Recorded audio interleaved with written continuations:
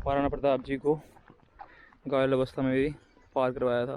तो ये है चेतक की समाधि, यहाँ चेतक ने अपना आखिरी दम तोड़ा था। ये मुगलों ने डिस्ट्रॉय किए हुए हैं। कितनी हल्दी वजह जैसी है।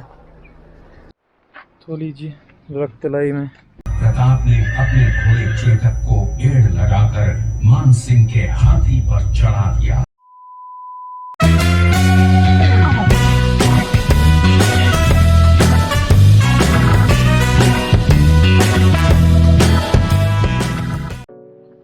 सुप्रभात। अभी बजे 6:13, 26 अप्रैल। आज हम उदयपुर में कहाँ जा रहे हैं हम? दूर निकलते ही सनराइज आ गया और ये लेक है और वो बीच में नेहरू पैलेस है। तो अभी कुछ फोटो लेते हैं यहाँ पे।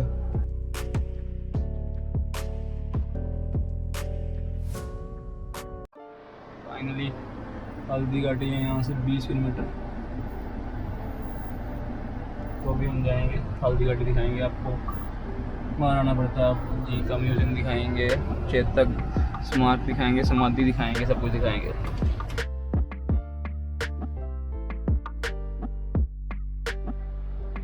तो ये है महाराणा प्रताप म्यूजियम। एंटर कर लिया हमने। कितने की गिराई? 120 ईच। तो अभी देखेंगे हम क्या क्या। ये इनके सेनापति वगैरह हैं, वो वही हुआ था ना जब उन चेतक का पाँव कट गया था। कहाँ तलवार पकड़ी है, देख रहे हो ना, नीचे तलवार है, यहाँ पाँव वजह था, पाँव कट गया था। उसके बाद की स्टोरी बताते हैं आपको आगे।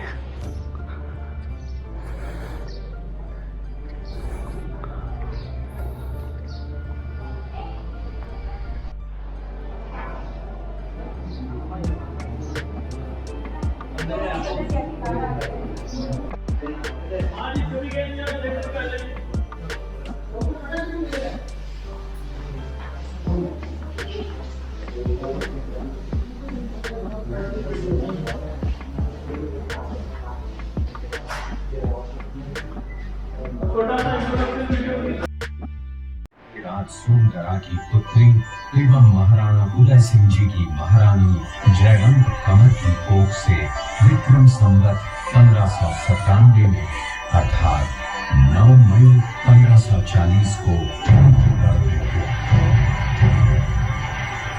बाल्यकाल चित्तौड़गढ़ में गुजरा।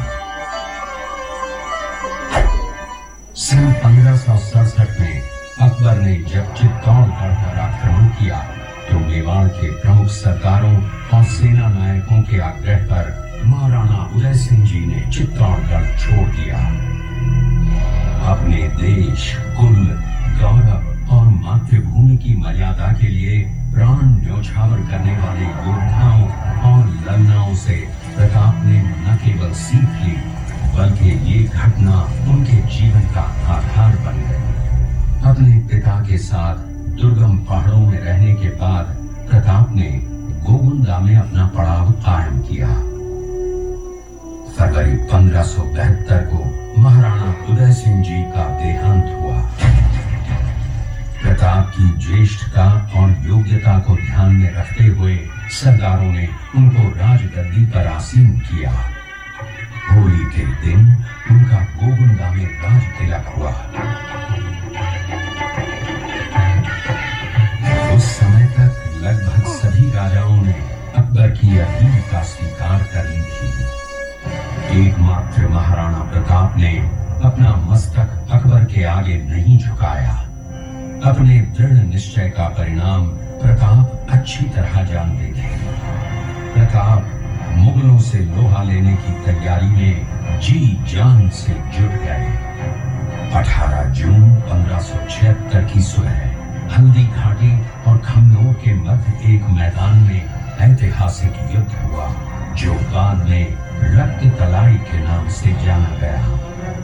महाराणा प्रताप की सेना गोगुंदा से हल्दी घाटी पहुंची, जबकि सेनापति कुंवर मान सिंह जी जयपुर के नेतृत्व में मुगल सेना ने हल्दी घाटी के ठीक नीचे मैदान में अपना मोर्चा जमाया। मुगल सेना के हरावल के द्वारा घाटी में घुसपैठ करने के प्रयास की प्रतिक्रिया स्वरूप महाराणा प्रताप की सेना मुगलों पर टूट पड़ी।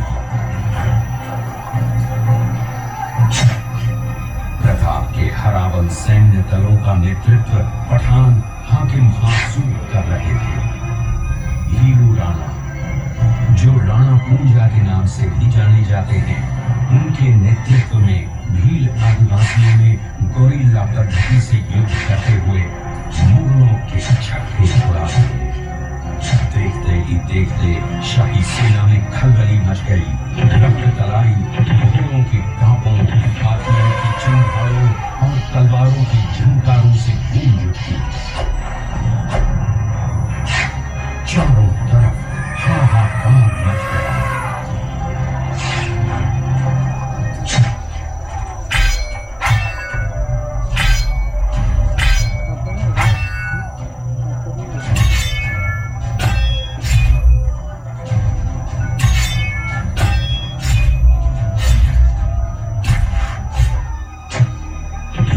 घटनाक्रम अचानक उस समय बदल गया जब प्रताप ने अपने घोड़े चेतक को एड़ लगाकर मानसिंह के हाथी पर चढ़ा दिया और उस पर भाले से भरपूर वार किया।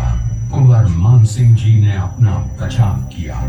हाथी से उतरते समय चेतक की एक टांग कट गई। इस स्थिति को भांपकर महाराणा प्रताप के हमशक्ल सेनापति झालामान ने महाराणा प्रताप से आज्ञा लेकर उनका राजमुकुट धारण किया। मुगल सेना झालामान को महाराणा प्रताप समझकर उन पर टूट पड़ी और झालामान शहीद हो गए।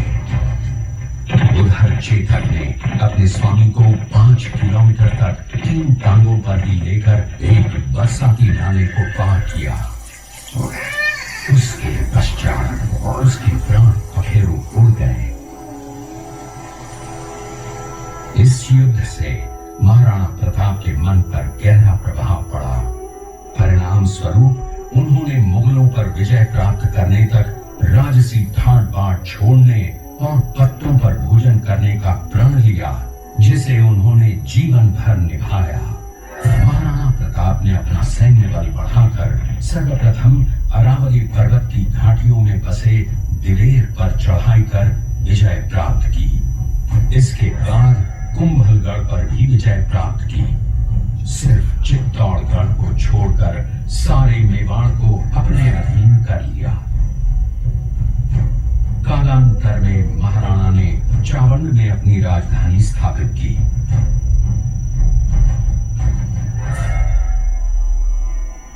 19 जनवरी 1597 को राणा प्रताप ने मात्र 57 वर्ष की आयु में इस संसार से प्रयाण किया।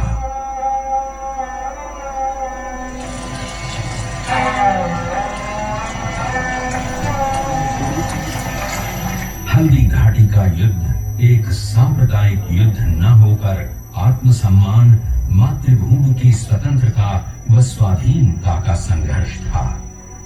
इसका प्रमाण ये है कि जहां पर अकबर की सेना के सेनापति जयपुर के कुंवर मानसिंह जी थे, वहीं पर महाराणा प्रताप की सेना के सेनापति काबुल के हाकिम हासूर थे।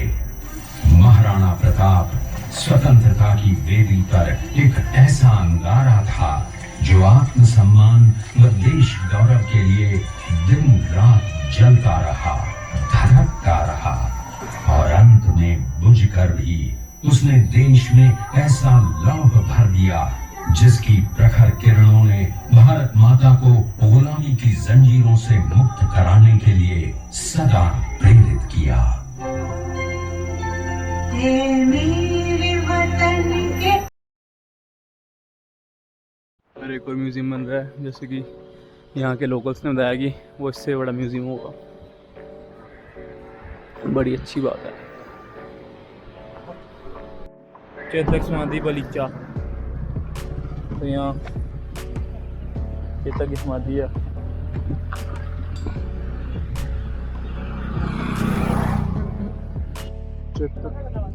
नेशनल पार्टी मॉन्यूमेंट चेतक समाधि। चेतक समाधि क्या है इसमें? नहीं, इसमें कुछ नहीं है। Sustain your heritage and feel glorious. या हम फीलिंग ग्लोरियस। तो ये है चेतक की समाधि जहाँ चेतक ने अपना आखिरी दम तोड़ा था। Exactly this place. नाला पार किया था चेतक नाला।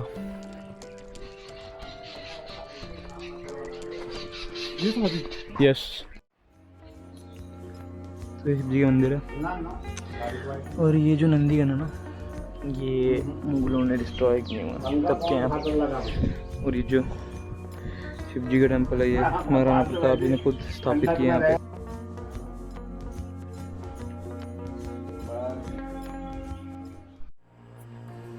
तो अभी हम यहाँ से जा रहे हैं चेतक नाले की तरफ। इसके तो जो 22 फीट थोड़ा सा, तो उधर ही पहुँच गए हैं जहाँ पे चेतक ने महाराणा प्रताप जी को घायल अवस्था में भी पार करवाया था। मतलब कि यहाँ पे मुगलों की आर्मी थी और यहाँ पे ये नाला जो है ना, ये करीब 22 से 25 फीट चौड़ा है। तो इसको उसने मतलब कि एक टांग उसकी में लगी हुई थी, तो ये वाला नाला उसने पार करवाया था उसको। सही बोल रहा मैंने? नाला छोड़ा है हम पीछे, जाएंगे हल्दी घाटी की तरफ। वहाँ नीचे हल्दी घाटी पहुँच गए हम। ये मुड़ा हुआ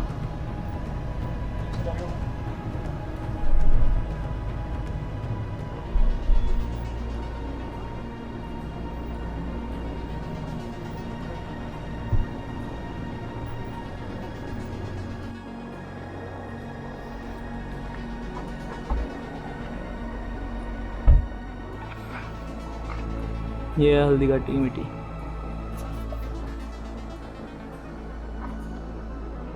देखो कितनी हल्दी हो जैसी है। तो लीजिए दरख्त तलाई में एंटर हो रहे हैं अपन।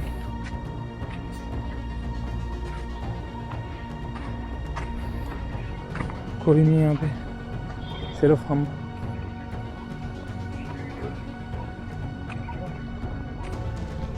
But too much. Haldi Ghati एक चीज़ की फेमस है, वो की है गुलाब जल। यहाँ गुलाब की खेती होती है। कितने साल में एक बार बोला उसने? कुछ बोला था ना उसने, 2 साल में एक बार।